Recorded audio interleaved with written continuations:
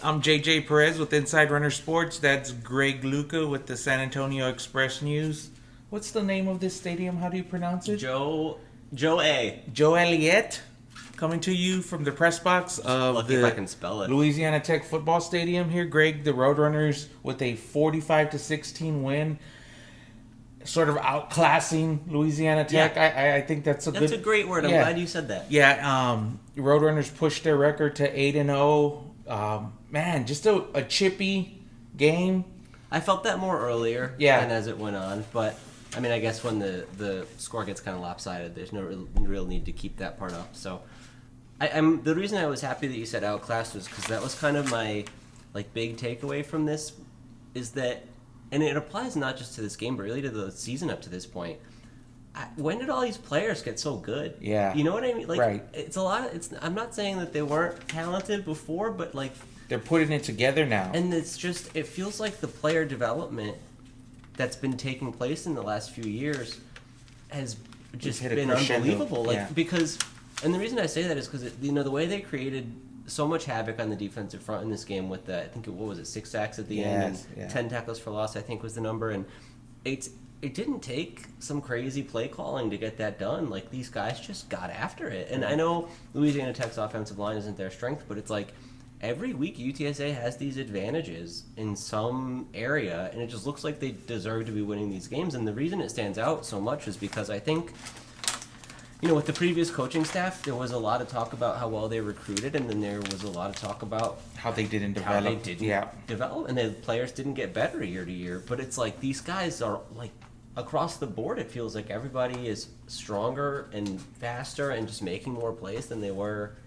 last year, 2 years ago especially. And that's how you get these results. They just are good. It's not a very complicated thing to say, but that's how it looks. Looking at this game specifically, I guess I want to start it on the defensive end that you touched on. Obviously, there was a lot of pressure with the sacks and the tackles for loss, but I mean, we've seen it week in, week out now with the turnovers.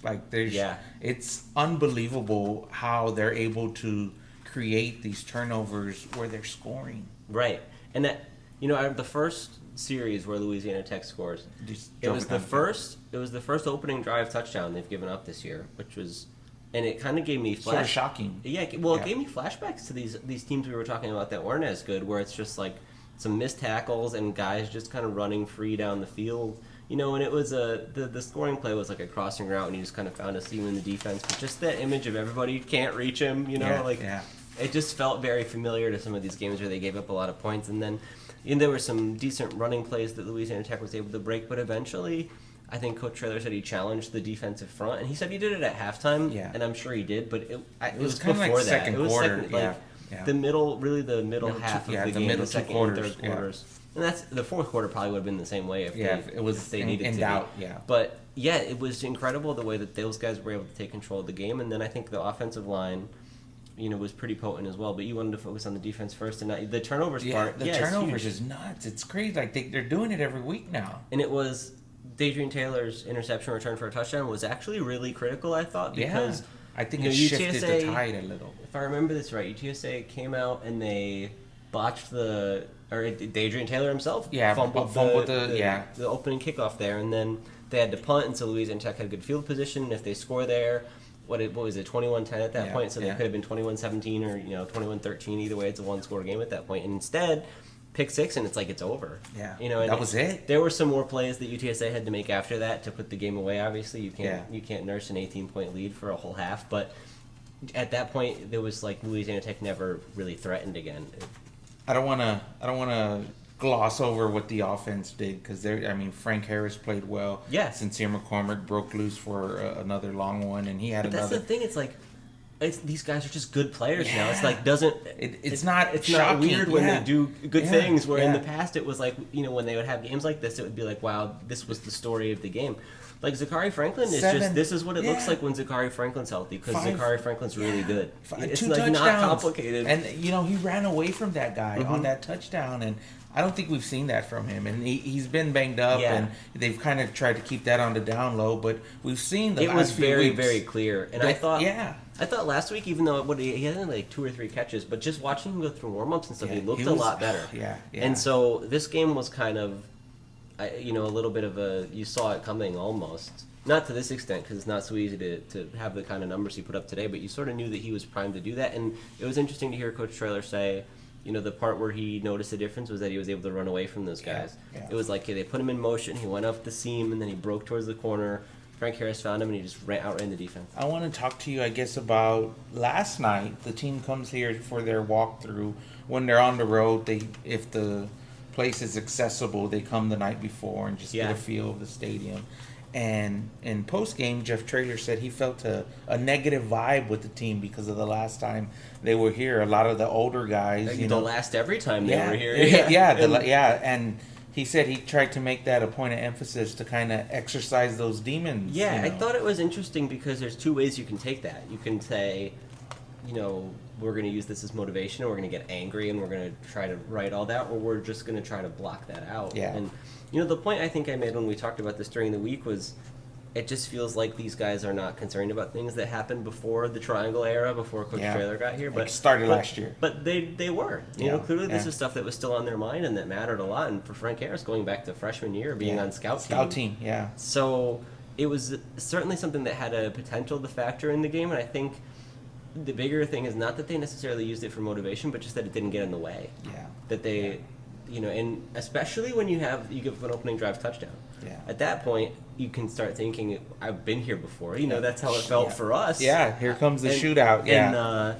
And no, it was just another dominating game for UTSA, and it's that part I don't think should go understated because we talked about before Rice, there had been 18 games under Coach Traylor, and 13 of them were within one score in the fourth quarter, and UTSA's record being as strong as it was a product of a lot of things, and one of them was a little bit of being lucky in close games because you just don't have that kind of success on a regular basis. And these last 2 weeks, it's not relevant. Statement wins. I think these last 2 weeks, and Jeff kind of set the culture aside after in the post game and said this was a big win for this guy.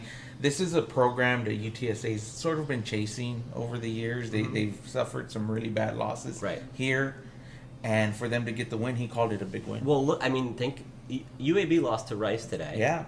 And UTEP is, they're probably still UTEP if I had to guess. A little fool's gold with the minors. Sure how we're not buying them. Really is or what the line will look like. Yeah. They might have a difficult time at FAU next week, and that'll kind of change the perception entering the game that UTSA is going to play against them. And so. Point being, this was probably the hardest game that they had left, and they made it look very, very easy. Very easy. At least after the first quarter. So, that really bodes well for all the talk about undefeated season and national ranking going up and what all that means for bowls and everything else. Was this the most challenging week in this season so far because of not just coming here, obviously, getting that monkey off the back, but the national ranking on Sunday, then the reports of the conference move, then the actual conference move. That stuff felt like it happened yesterday, day before yesterday. It was so funny. I couldn't believe that this was the first week they got ranked because this week was so long. So I think from the perspective of being ranked and being undefeated, that was probably bigger, something that they had. I don't know how much time do you think that any of the players spent thinking about realignment? 10 minutes? Did they spend more time thinking about the start of the NBA season? Maybe. I just don't know that part was relevant, but the being continued undefeated, process of managing the success of being undefeated and the national ranking. They talked about the national ranking for weeks before it happened, and they admitted in a lot of cases that it was important to them, and so that part is something that they did, I think, have to balance and adjust to, and maybe it was just all overshadowed by how badly they wanted to be able to come in here and beat these guys and put a lot of that to rest, or maybe none of that mattered at all and they just come up and play and they show up every week because they're really all that bought into what Coach Traylor's preaching with the culture and everything. I think Clarence Hicks kind of summed it up the best, and he's kind of a man of few words, but they have bigger goals. They want to win this conference championship, and they're looking. But that part's dangerous too. You can't be looking ahead. They have to attack it from all those different angles, and they just have found the sweet spot where every week either it's something that the coaches are doing and how they're keeping the focus, or whatever the pregame speech looks like, or just how much people buy into the whole win the day thing. It just doesn't factor ever. Was there any of the games this year where you thought that the success got to them? Because it's been a storyline every week. Was it maybe UNLV was a little bit slow, a little bit at times? I just thought UNLV had a good defensive. So it's never Matt. Like I'm done. I'm tired of asking about it. Yeah. Like it's relevant, especially this week because there was new things that could have tripped them up, but it just doesn't. Yeah, they've proven time and time again. They don't care. Yeah. I don't think it's just lip service. Like they just don't. Now, Yeah. I guess the next time will be. No, I mean, I'm going to do this every week. Sorry if you get bored of it. But, like, because, like, the UTEP thing is if UTEP is the best record that they're going to have to face in the conference, and then the hardest UAB is the defending this, that, and whatever, and then at that point now we're so close to it that I'm going to have to ask you about the possibility of 12-0. And that. So, yeah, every week I'm going to have to find some way to spin this, and it's going to be a different challenge every week, too, I think. But there's no reason to believe that they're not just going to handle it the way they always have. So they're not going to talk about it. They're not going to, look down the road. But, I mean, let me ask you, do you think with 4 games left in this season, 4, that's right, yeah. Yeah. With 4 games left in this season, how good of a shot do the Roadrunners have to run the table? I'm going to say pretty good, right? I mean, they're going to be favored in all these games. Yes.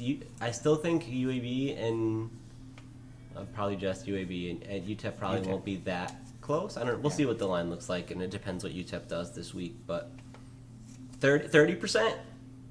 I think I'm going to give you 30%, maybe 35%. I'm going to go 75%. That's winning 4 games in a row is not easy. I mean, that's winning 8 games in a row isn't easy, and here we are. I mean, it's I mean, the history of this thing just keeps on getting bigger and bigger. They can't. They're not even 75% against UAB, right? Right. Yeah. So that would be the outlier.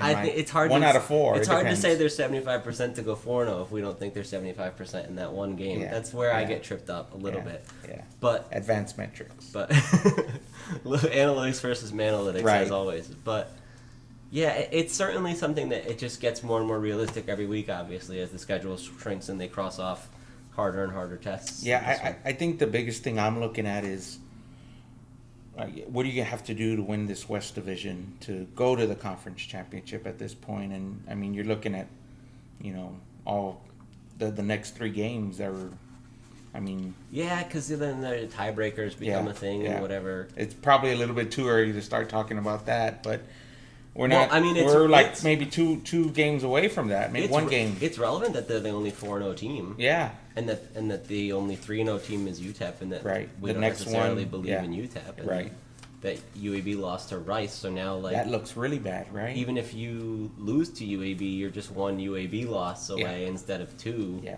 And if they can lose to Rice, they could lose to a lot of people. And then the East looks like it's between 3 teams right now. Yeah, the East. I'm not even. I haven't looked at that too closely. I know it's just kind of a logjam up there. It seems like so.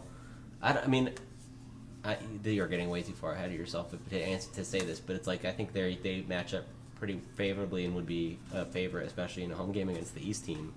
So then you're like 13-0, and I don't know. It just gets crazy. There's no sense in going too far down that road because we have another month to talk about it. But I guess the culture violations are allowed tonight. That's true. Actually, this is a good time to. Oh wow! See, what a time! I'm gonna go turn it on. You let it go. So we have a light situation. This is not the first time this has happened to us, and I don't have a feeling it's gonna be the last. So Greg got the lights fixed, and yeah, we're getting the steps in here in Ruston. So I was gonna make the joke at the start that they already turned off the stadium lights on us, so it's not gonna happen. But then although the baseball field and the track or softball are still on. Just so you guys know, we're working later than everybody. There's nobody else in here, so we're dedicated. Did we hit everything? We better not have. I had to run over there and turn the lights on. There's got to be other talking points. What'd you think about C9? C9 had a big. What do you think about Sincere? I've been giving Sincere a hard time, and I think everybody has. You're not the only one. I mean, we both asked him questions about his reduced stature and weight and how that's. I mean, and his shoes and the slipping and. There was a 15-yarder where I thought he broke like 3 tackles. It was a very good run. That was the old Sincere. Then obviously he broke the 47-yarder, and just the difference with that 47-yarder is he had to make a guy miss. Yeah. They're going to block it up well enough with the strengths that this team has that he has to make one guy miss, and he doesn't always do it. But in this case, he did it, and the old Sincere, it felt like did it all the time. And then today, we saw a lot of that guy. It'd be interesting to see what the grades look like for the offensive line because they were I mean, in the first, those middle 2 quarters specifically, but a few guys went down today. I think Maka went in and out with something. Yeah, and then I didn't see actually if Terrell Haynes, because then there was a fine line between when this started to happen and when you might have been pulling guys anyway. Yeah. But with an open week, I didn't think anything was so serious. We'll see what the situation is with Tariq Woolen. He had in street clothes. It looked like a cast on his hand or something. So that's a little bit scary. But other than that... We saw Ligon come back today. Yeah. KD, Kevin Davis, was dressed. I don't think he played, though. No, I don't. And even when they had to go to other guys in that position. So... And then Chapman's still out, so Chapman and Brady. So they need the bye week. It's just been a grind. I mean, that's a better bill of health than most people. I think right. They probably just want a mental break and a little bit of a some those off. Bumps and bruises that don't keep you off the field. But generally, injury wise, they're clean. I think. I mean, it's like they haven't lost anybody for the season, right? No, not that we know of. Just like the depth chart from the start has been pretty sound. I think it takes something like that to put a year like this together. I mean, it to me, that's why it's happening. The depth that they're able to, even in places where they haven't been good, like in the passing defense. I mean, we're seeing those guys step up. And well, in a game like this, I actually don't necessarily know that problem is solved. But I think the thing is, when you create as much pressure as you do up front, it doesn't matter. Yeah. If a really great offensive line, I think they would still be put to the test in that way, and they'd have a lot to prove. Yeah, they have to scheme it up a little. But it just doesn't. Their guys are under so much duress that it doesn't matter. Yeah, lots of pressure. I think that's where the keys are. The battle in the trenches, and I think UTSA won both sides. It's today. this is how I just think about football generally. But it's like if you don't win the battle up front, then the next layers aren't even relevant. Like you can have whatever advantage you want, wide receiver versus cornerback, but if you can't block, then it doesn't matter because quarterback's not gonna be able to find that guy because he has no time at all. And UTSA has those guys where it matters most that sometimes they can nullify their weakness, or at least perceived weakness in the secondary. This is your second trip to Ruston? Hopefully last. This is my 6th trip to Ruston.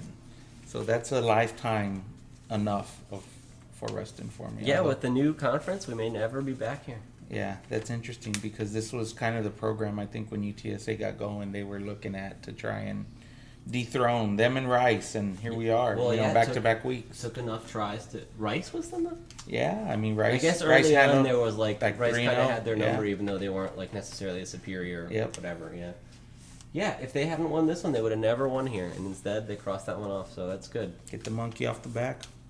Well, that'll wrap it up, Greg. I think we hit everything. Yeah, now we have, for sure. Yeah. We probably got 2 minutes before the lights go off. Yeah, we got a little work to do before we get out of here tomorrow, or later on this morning. However we decide to play it, it'll be safe. Don't worry, people. Yep, that'll wrap it up. JJ Perez, Inside Runner Sports, Inside Runner Sports. Greg Luca, San Antonio Express News. Next week's the off week, so I'm going to the World Series. Greg, hell yeah, brother, have fun. Enjoy your week of light duty. If you like Incarnate Word or Trinity or UTSA basketball or UTSA women's basketball or SAFC, they have their last home match. I'm doing all that stuff next week. Basketball media on Monday, I think. So maybe I'll go to that before the World Series. But TBD. Yeah. Thanks for watching, guys. We really appreciate all the likes and follows and comments. We try to look at them all. So, the Roadrunners are 8-0, and we'll see you guys in El Paso in a few weeks.